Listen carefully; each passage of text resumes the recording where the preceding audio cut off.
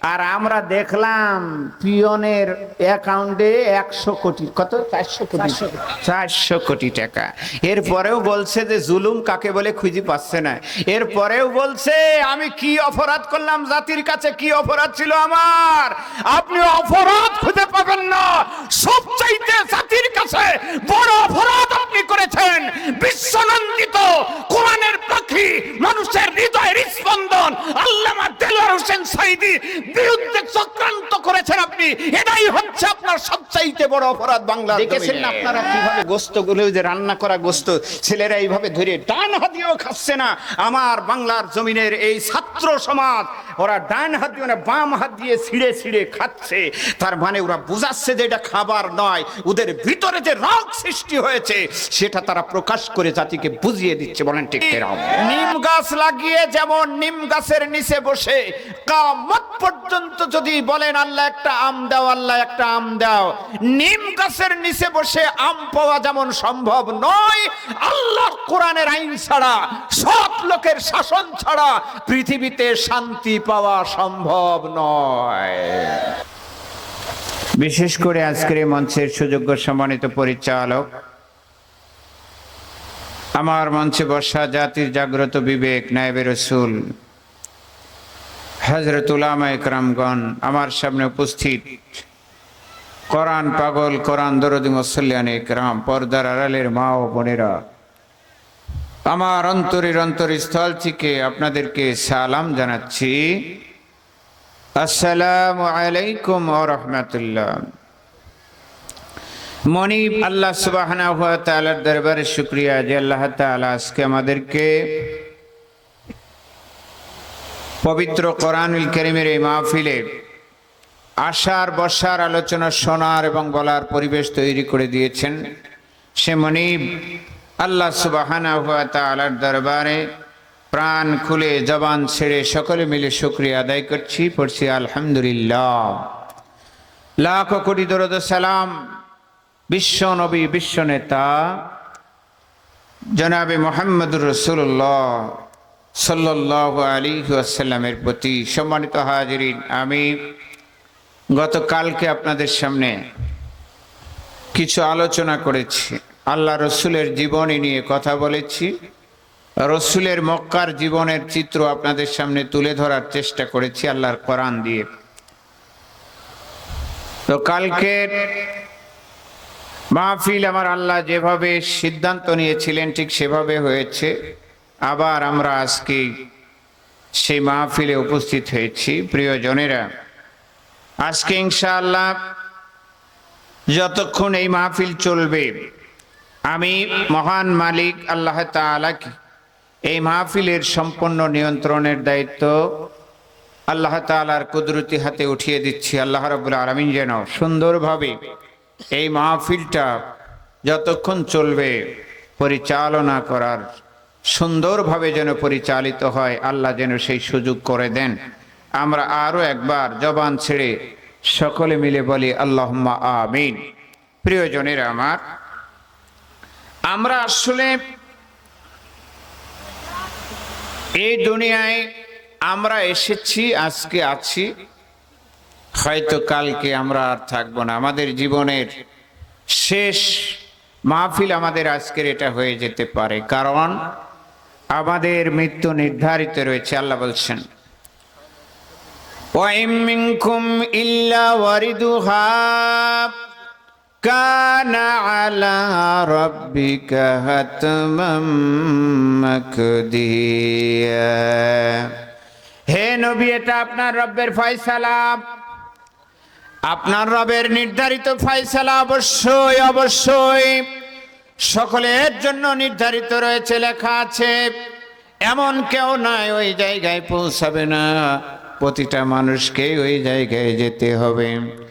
সুম্মা নুনাজ্জিল্লাযীনা ইত্তাকাও ওয়া নাযারুয যালিমিনা ফিহা জিসিয়া। একটু ভালো করে খেয়াল করেন আমার কথাগুলো।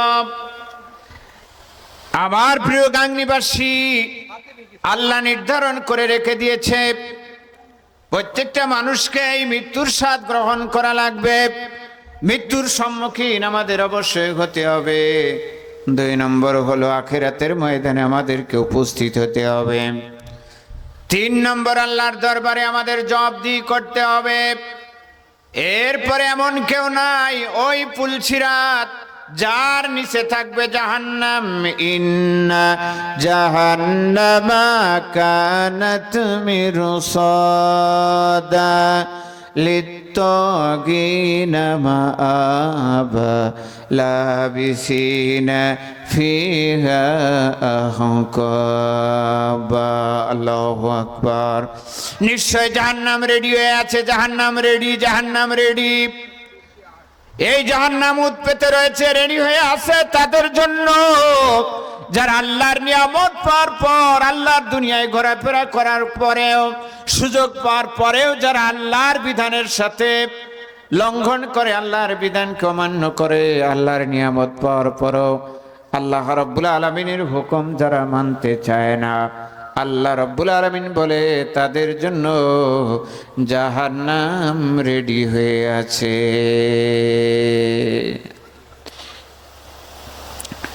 এই জাহান্নামের উপর দিয়ে একটা ব্রিজ,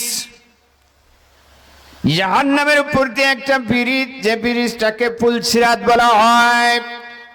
এমন কেউ নেই, সে মুসলমান হোক, সে অন্য জাতি হোক, যে কেউ হোক না কেন, ওই জায়গায় প্রত্যেককে উপস্থিত হতে হবে।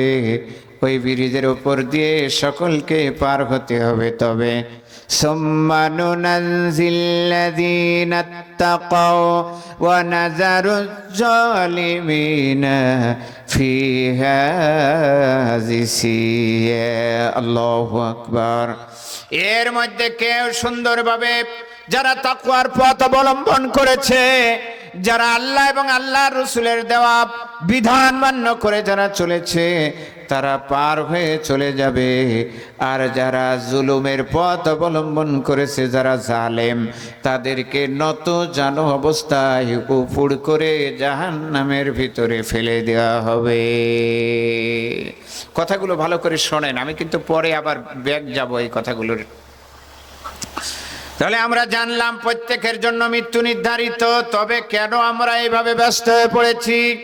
আল্লাহ বলছে ইন্নাল্লাযীনা ইয়ারজুনা লিকাআনা আরাদু বিল হায়াতিদ দুনিয়া ওয়া তামান্নু বিহা ওয়াল্লাযীনা হুম আন আয়াতিনা গাফিলুন। আসল ব্যাপার হলো এরা দুনিয়া পেয়ে মত্ত হয়ে গেছে। দুনিয়া দুনিয়া দুনিয়া, 2টা বাড়ি হয়েছে, আর একটা বাড়ি করার জন্য ব্যস্ত। 3 তলা ঘর হয়ে গেছে, এখন কিভাবে 5 তলা করা যায় এটা নিয়ে ব্যস্ত। 2 বিঘা জমি ক্রয় করা হয়েছে, আর একটা হলে ভালো হতো। 5টা ট্রাক হয়েছে, 2টা বাস হয়েছে, আর 2টা করতে পারলেই ভালো হতো। কি বলেন, ঠিক কিনা? এটাই হলো আসলে ব্যস্ত।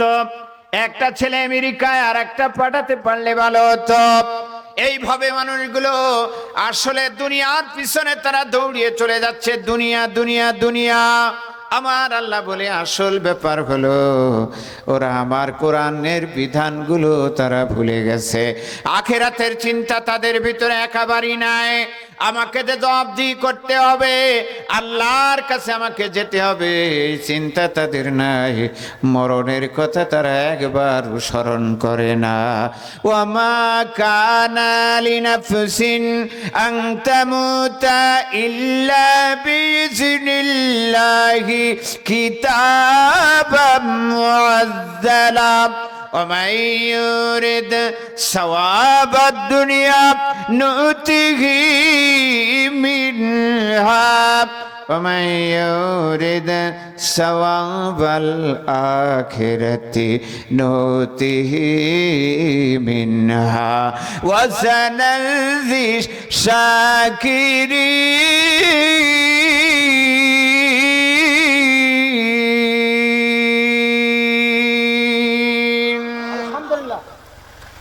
কি কথা আমার আল্লাহ বলে ওদের জন্য অবশ্যই মৃত্যু নির্ধারিত লেখা রয়েছে। কেউ মৃত্যু থেকে পালিয়ে যেতে পারবে না। তবে এর ভিতরে যারা দুনিয়া চায়, দুনিয়া দুনিয়া দুনিয়া দুনিয়া, আমি আল্লাহ তাদের জন্য দুনিয়ায় সুযোগ করে দিই, যা বেড়ে যা বাড়, এই দুনিয়ায় এটা করবি ওটা করবি, এইভাবে জুলুমের পথ অবলম্বন করবি, মানুষকে কষ্ট দিবি, এইভাবে লিস্ট করবি, এইভাবে মানুষগুলোকে ধরিয়ে দিবি, এইভাবে অন্যায় পথ অবলম্বন করবি, এইভাবে চিরকাল ক্ষমতায় থাকার জন্য ব্যবস্থা করবি, এইভাবে ওই মানুষটাকে ঠকানোর জন্য পরিকল্পনা করবি। এইভাবে যদি তুই চলিস তবে তোকে কেউ পরাজিত করতে পারবে না। সব রকম পরিকল্পনা করা আমার আল্লাহ বলে, দুনিয়া যারা চায় আমি তাদের সুযোগ করে দিই, আমি একটু একটু সুযোগ করে দিই। আর যারা আখিরাত চায় আমি আল্লাহ তাদেরকে অবশ্যই একটু পরীক্ষা নিই। এই দুনিয়াটা আমি আল্লাহ তাদের জন্য জেলখানা বানিয়ে দিয়েছি, আমি একটু দেখে নিই, কারণ এমনি এমনি তো আমি বেহেশতে দিয়ে দেব না, হবে না হবে না। মনে করলাম 2 বার সুবহানাল্লাহ, 3 বার আস্তাগফিরুল্লাহ পড়ে বেহেশতে চলে যাব, সূরা ফাতিহা ইখলাস শরীফ পড়ে বুকে ফু মেরে দিলাম, এরপরেই বেহেশতে চলে যাব। অত সহজ নয়। আম হাসিবতুম আন তাদখুলুল জান্নাতা ওয়ালাম্মা ইয়ালামিল্লাহুল্লাযীনা জাহাদু মিনকুম ওয়া ইয়ালামাস সাবিরিন।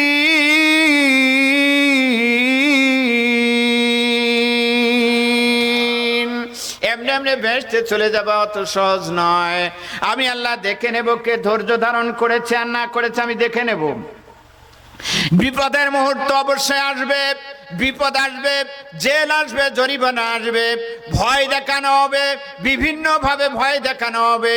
এই অবস্থায় কে ধৈর্য ধারণ করেছে না করেছে, আমি আল্লাহ না দেখা পর্যন্ত এমনে এমনে জান্নাত দেব।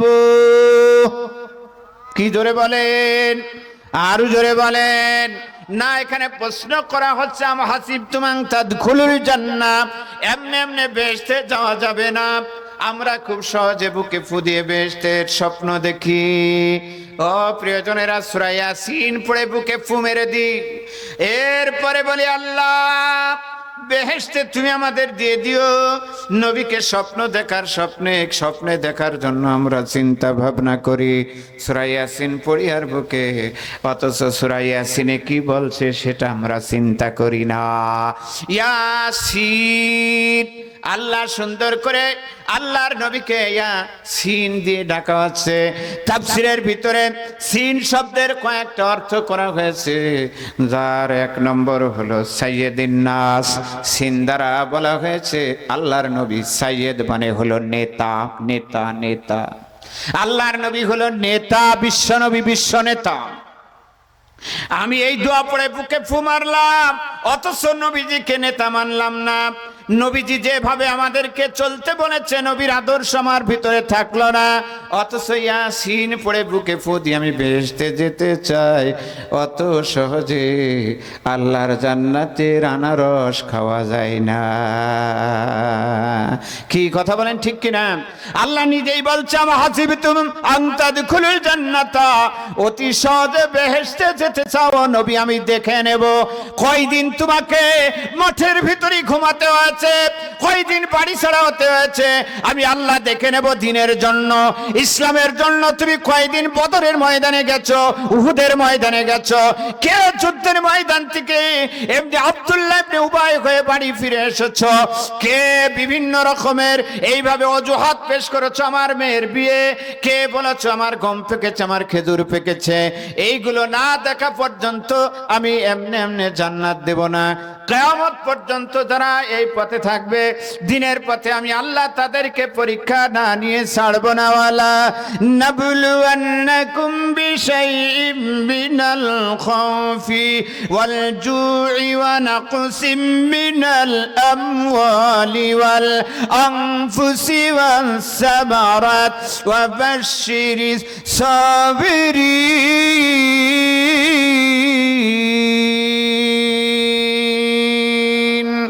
অবশ্যই অবশ্যই আমি আল্লাহ ওয়ালা নাবলুওয়ান্নাকুম, পরীক্ষা নেবই নেবই নেবই। পরীক্ষা ছাড়া এমনি এমনি চলবে না। যারা আখিরাতের ময়দানে জিতে যেতে চায়, আল্লাহর জান্নাতে যারা যেতে চায়, আল্লাহ বলে বিনা পরীক্ষায় কখনোই সম্ভব হবে না।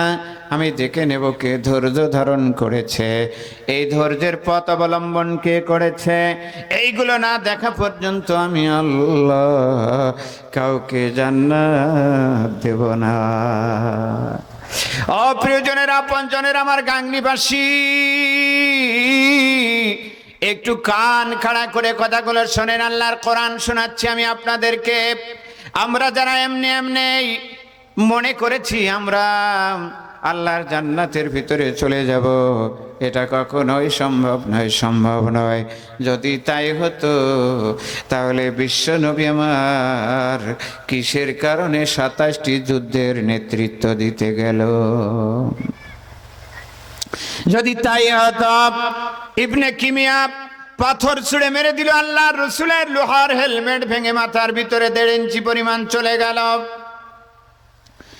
নবীর দিকে পাথর মেরে দিল, নবীর দাঁত ভেঙে গেল। কি কারণে আল্লাহর নবীকে পাথর মারা হলো? এখনো পর্যন্ত যদি নবীর সেই পথ অবলম্বন করা হয়, নবী যেভাবে দাওয়াত দিয়েছিল, নবী যে কালেমার দাওয়াত দিয়েছিল, ওই কালেমা, ওই দাওয়াত, ওই কোরআন যদি প্রতিষ্ঠিত করার জন্য ঠিক একইভাবে দাওয়াত দেওয়া হয়, নবীকে যেভাবে নির্যাতন করা হয়েছে, নবীর অনুসারীদেরকে ঠিক একই কায়দায় নির্যাতন করা হয়। কি কথা বলেন, ঠিক কিনা? আরে জোরে বলেন, জোরে বলেন। অবশ্যই। সেজন্য আমার প্রিয় মানুষগুলো, আজকে আমরা দুনিয়ায় আছি, চিরকাল থাকবো না, চলে যেতে আমাদের হবে। যদি আমরা জান্নাত চাই, ওই পুলসিরাতের ব্রিজ যার নিচে জাহান্নাম থাকবে, ওইটা যদি আমরা পার হতে হয়, তাহলে ওখানে 2টা শ্রেণী হবে। এক শ্রেণী জাহান্নামের ভিতরে পড়ে যাবে, আর একটাকে আল্লাহ রাব্বুল আলামিন সুম্মা নুনাজ্জিল্লাযীনা তাকাও ওয়া নাযারুজ জালিমিনা ফিহা জিসিয়া। যারা তাকওয়ার পথ অবলম্বন করেছে, তাকওয়ার পথ মানে হলো কোরআনের পথ, তাকওয়ার পথ মানে হলো আল্লাহর রাসূল যে রাস্তা দিয়ে গেছে, এই রাস্তাই হলো তাকওয়ার রাস্তা। এটা যারা অবলম্বন করবে তারা পার হয়ে যাবে। আর যারা জুলুমের পথ অবলম্বন করবে তারা নতজানু অবস্থায় জাহান্নামের ভিতরে পড়ে যাবে। বুঝতে পেরেছেন? 2টি দল। কয়টা বললাম? একটু সবাই আমার সাথে একটু ইশারা দেন, কোরআনের মাহফিলে বসে। জি বলেন, কয়টা দল বললাম? একটা মুক্তিপ্রাপ্ত দল, যারা তাকওয়ার পথ অবলম্বন করেছে, যারা তাকওয়ার উপরে প্রতিষ্ঠিত থেকেছে। যত ভয় দেখানো হোক না কেন, যত নির্যাতন জুলুম তাদের উপরে যাক না কেন, এরপরেও তারা 1 ইঞ্চি পরিমাণ আল্লাহর কোরআন থেকে দূরে সরে যায়নি। এরা হচ্ছে তাকওয়ার পথ অবলম্বন করেছে। এদেরকে আল্লাহ রাব্বুল আলামিন পার করে দেবেন, বিজলির গতিতে পার করে এরা জান্নাতি হয়ে যাবে। সুবহানাল্লাহ বলেন, আরো জোরে বলেন সুবহানাল্লাহ।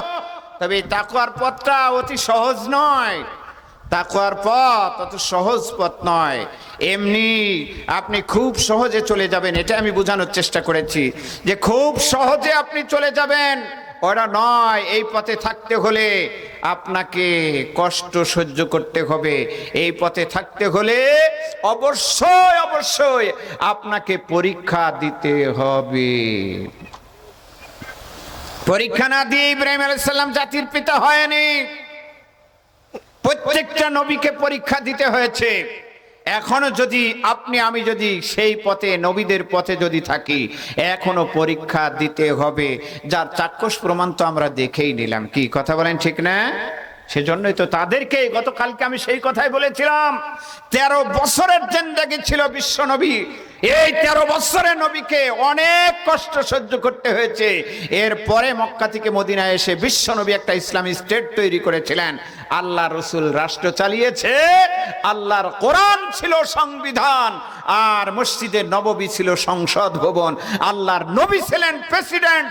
সাহাবা ইকরামদেরকে আল্লাহর নবী মন্ত্রণালয়ের দায়িত্ব দিয়ে একটা ইসলামী রাষ্ট্র প্রতিষ্ঠা করেছিলেন। সারা পৃথিবীর ইতিহাসে এত সোনালী সুন্দর পরিবেশ পৃথিবীতে কোনোদিন হয়নি, কিয়ামত পর্যন্ত হবে না। বলেন আল্লাহু আকবার। আমরা সেই কথাই তো বলতে চাই। সেই কথাই সেই আহ্বান আমরা করতে চাই, কারণ রাসূল কোরআন দিয়ে রাষ্ট্র তৈরি করেছিলেন, সৎ মানুষ তৈরি করেছিলেন, সেই জন্যই সোনার পরিবেশ তৈরি হয়েছিল। আজকে আমরা অযথা শান্তি প্রতিষ্ঠিত করতে চাই। আমরা বলি পরিবারে শান্তি হয় না, রাষ্ট্রে শান্তি হয় না, বিশ্বে কোথাও শান্তি নেই, এমনি করে স্কুল কলেজে শান্তি নেই, ইমাম মুয়াজ্জিন মুসল্লিদের ভিতরে শান্তি নেই। আমরা শান্তি প্রতিষ্ঠার স্বপ্ন দেখি, কোনোদিন সম্ভব নয়। আমি কালকেও বলেছি, নিম গাছ লাগিয়ে যেমন নিম গাছের নিচে বসে কিয়ামত পর্যন্ত যদি বলেন আল্লাহ একটা আম দাও, আল্লাহ একটা আম দাও, নিম গাছের নিচে বসে আম পাওয়া যেমন সম্ভব নয়, আল্লাহর কোরআনের আইন ছাড়া, সৎ লোকের শাসন ছাড়া পৃথিবীতে শান্তি পাওয়া সম্ভব নয়। সৎ মানুষ তৈরি করতে হবে, যেমন রাসূল তৈরি করেছিল। হযরত উমর রাদিয়াল্লাহু তাআলা আনহু যখন রাষ্ট্রের প্রেসিডেন্ট, অর্ধ পৃথিবীর বাদশা হযরত উমর। ইতিহাস হযরত উমরের ঈদের আগের দিন রাত্রিতে হযরত উমর রাদিয়াল্লাহু তাআলা আনহুর স্ত্রী ডেকে বলছে, প্রাণের স্বামী আমিরুল মুমিনিন খলিফাতুল মুসলিমিন, আগামী কালকে ঈদ, আপনার কি মাথার ভিতরে একটু চিন্তা হয় না আপনার সন্তানগুলোকে একটু ভালো খাবার ঈদের দিন তৈরি করতে হবে, নতুন পোশাক পরে যাওয়া এটা আমি রেখেই দিলাম, আপনার সন্তানগুলোকে একটু ভালো খাবার দিতে হবে, এই চিন্তা কি হয় না? হযরত উমর রাদিয়াল্লাহু তাআলা আনহু অর্ধ পৃথিবীর বাদশা, হিসাব মিলিয়ে দেখে তাই তো আগামী কালকে যে বাড়িতে একটু অতিরিক্ত খাবার তৈরি হবে সেরকম সম্পদ তার বাড়িতে নেই। অর্ধ পৃথিবীর বাদশার বাড়িতে নেই, আর আমরা দেখলাম পিয়নের অ্যাকাউন্টে 100 কোটি, কত 400 কোটি টাকা। এরপরেও বলছে যে জুলুম কাকে বলে খুঁজে পাচ্ছে না। এরপরেও বলছে আমি কি অপরাধ করলাম, জাতির কাছে কি অপরাধ ছিল আমার, আপনি অপরাধ খুঁজে পাবেন না। সবচাইতে জাতির কাছে বড় অপরাধ আপনি করেছেন, বিশ্বনন্দিত কোরআনের পাখি, মানুষের হৃদয়ের স্পন্দন আল্লামা দেলোয়ার হোসেন সাঈদী বিরুদ্ধে চক্রান্ত করেছেন আপনি। এটাই হচ্ছে আপনার সবচাইতে বড় অপরাধ বাংলার জমিনে। আপনি অপরাধ খুঁজে পান না, সে কথা বলবো না আমি, এক কথায় ওইদিকে যাবই না, কারণ রাসূল বলেছে ইয়াতিম মিসকিন যারা, মানে ইয়াতিম মাওড়া মাহারা যারা, ওদের মাথায় হাত বুলাতে হয়। ওদের কিছু বললে রাসূল বলেছে ওটা ঠিক না, কারণ ওটা বলতে হয় না। তো এখন আমি ও কথা বলবো না, কারণ মা ছেলে থুয়ে চলে গেছে, এখন ছেলেরা সব মা ওড়াতে, ওদের আর কি বলবো আমি। এর সাইতে আর বেশিও বলা থাকে না, এরা থাকলেই বাকি, সবই তো হয়ে গেল। অনেক বলেছেন, অনেক করেছেন, কোরআনের মাহফিলগুলো আমরা এইভাবে বলতে পারিনি। কি কথা বলেন? কোরআনের কথাগুলো এইভাবে খুলে বলা হয়নি, জাতির সামনে বলা সম্ভব হয়নি, আলেমদের কণ্ঠ কেড়ে নেওয়া হয়েছিল। কোরআনের কথাগুলো এইভাবে খুলে বলা হয়নি, জাতির সামনে বলা সম্ভব হয়নি, আলেমদের কণ্ঠ কেড়ে নেওয়া হয়েছিল। জাতির সামনে ইমাম সাহেবরা কথাগুলো বলতে পারেনি খুলে খুলে, মানুষের জবান বন্ধ করে দিয়েছিলেন। লাস্টে আল্লাহ দেখিয়ে দিয়েছে আপনার, আপনিও সময় চেয়েছিলেন সামান্য কমিনিট যে জাতির উদ্দেশ্যে দুটো কথা আমি বলে যাই, কিন্তু বলা হয়েছে খুব কথা, অনেক বড় বড় বলেছেন, একটাও সত্য বলেননি। আর কথা বলার দরকার নেই, কারণ পিছনের দিক থেকে ছাত্র বাবাদিরা চলে আসতে সময় নেই, অতি দ্রুত হাঁটেন, না হলে বলা যায় না। ওই যে দেখেছেন না আপনারা কিভাবে গোস্তগুলো, ওই যে রান্না করা গোস্ত ছেলেরা এইভাবে ধরে ডান হাত দিয়েও খাচ্ছে না। আমার বাংলার জমিনের এই ছাত্র সমাজ, ওরা ডান হাত দিয়ে না বাম হাত দিয়ে ছিঁড়ে ছিঁড়ে খাচ্ছে, তার মানে ওরা বুঝাচ্ছে যে এটা খাবার নয়, ওদের ভিতরে যে রাগ সৃষ্টি হয়েছে সেটা তারা প্রকাশ করে জাতিকে বুঝিয়ে দিচ্ছে। বলেন ঠিক কেরম? আশ্চর্য বিষয়। তো আমি সেদিকে যাব না কোরআনের, আমি বলতে চেয়েছি মৃত্যু তো আমাদের সকলেরই হবে, কি কথা ঠিক না? সুতরাং আল্লাহর কাছে যেতে যেহেতু হবে, সেতু পথ হলো দুইটা, একটা হচ্ছে তাকওয়ার পথ যারা অবলম্বন করেছে আল্লাহ তাদেরকে সুন্দর করে পুলসিরাতের ব্রিজ পার করে নিয়ে চলে যাবে, আর যারা জুলুমের পথ অবলম্বন করেছে তাদেরকে নতজানু অবস্থায় উপুড় করে ফেলে দেওয়া হবে। তাহলে ওখানে হযরত উমরের কথা বলছিলাম, হযরত উমর অর্ধ পৃথিবীর বাদশাহ, অথচ তার বাড়িতে আগামী কালকে যে খাবার হবে চিন্তা করছে কি দিয়ে কি করা যায়। খেয়ে দে দিস, তোর প্রধান বক্তা দিস, আমার ওসব লাগে না।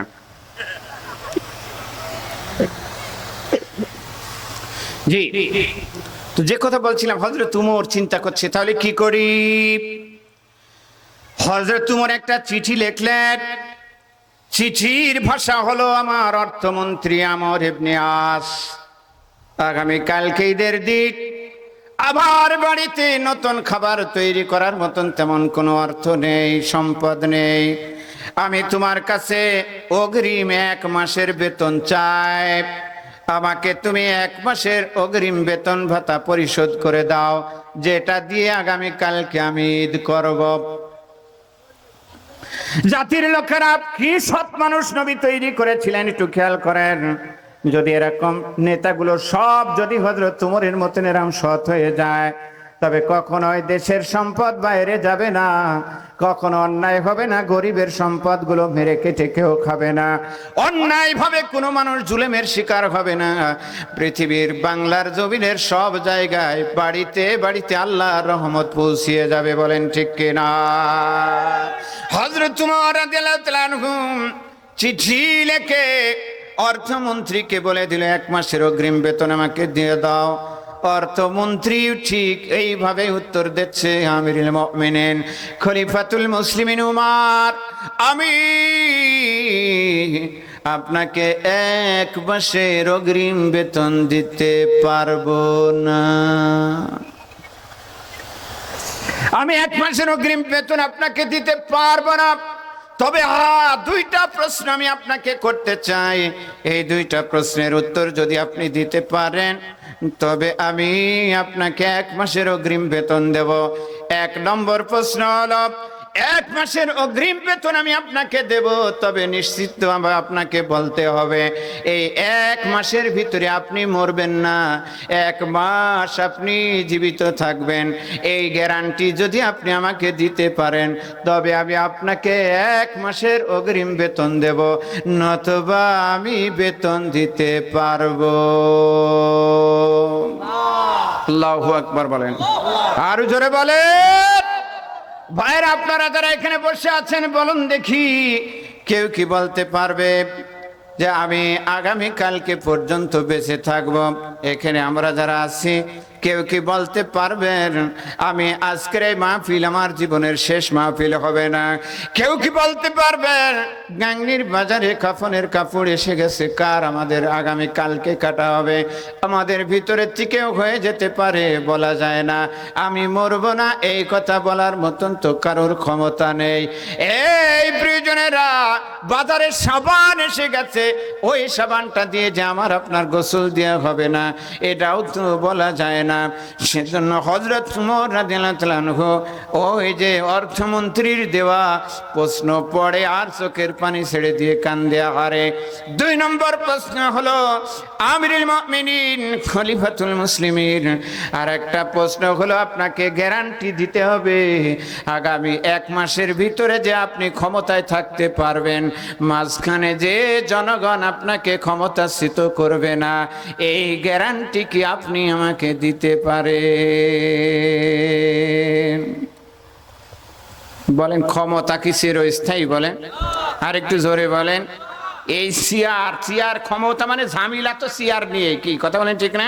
এই চেয়ার নিয়েই তো যত ঝামেলা সব এই চেয়ার। আরে ভাই, চেয়ার তো চিরকাল স্থায়ী থাকে না। এখন জাহাঙ্গীর আলম বসে আছে, এখন বসে যা পাচ্ছে চেঁচামেচি সব করে যাচ্ছে, কিন্তু একটু পরে যখন উনি চলে আসবে তখন এই চেয়ার আর জাহাঙ্গীর আলমের নাই। কি কথা বলেন? চেয়ার কোনোদিন স্থায়ী হয় না। এই চেয়ার ওই বদলিয়ে এ যায় ও আসে, আর একজন আসে আর একজন, এরকমই তো নিয়ম। কি কথা বলেন ঠিক কিনা? মানে আসবে। আমি মাঝে মধ্যে মঞ্চে বলে থাকি, মানে নতুন বিয়ে করছে স্বামী স্ত্রী 2 জন গল্প হচ্ছে, তো স্ত্রী বলছে আচ্ছা আমি তো আব্বার কথা মতন বিয়ে করলাম, তো তুমি কিসের চাকরি করো এটা তো জানি না। তো বলছে শোনোনি? বলেন না। তো বলছে শোনো, আমার চাকরি হলো আমি ট্রেনের লাইনম্যান। বুঝলেন আপনারা? ওই যে সাদা কি লাল পতাকা আর সবুজ পতাকা, উঁচু করে। তো স্ত্রী যেই শুনেছে যে লাইনম্যান, ওর মনটা খারাপ, এটা চাকরি হইলো, এটা সামান্য লাইনম্যান, তো স্বামী কিন্তু বুঝে ফেলাইছে। তো তখন বলছে, ও দেখলো যে এতে তো হবে না, তাহলে অন্য পথ। তখন বলছে, শোনম, চাকরি আমার যাই হোক, লাইনম্যান হয় আর যাই হই, ক্ষমতা কিন্তু আমার কম না। মানে এবার ক্ষমতা দেখাচ্ছে, বোঝেন? তা আমার কিন্তু ক্ষমতা কম না। তার মানে মানে হলো আমার কাছে দুইটা পতাকা থাকে, একটা লাল পতাকা আমি যদি উঁচু করে ধরি, গাড়ি সে যত দামি গাড়ি হোক আর যত জোরেই যাক না কেন, আমি উঁচু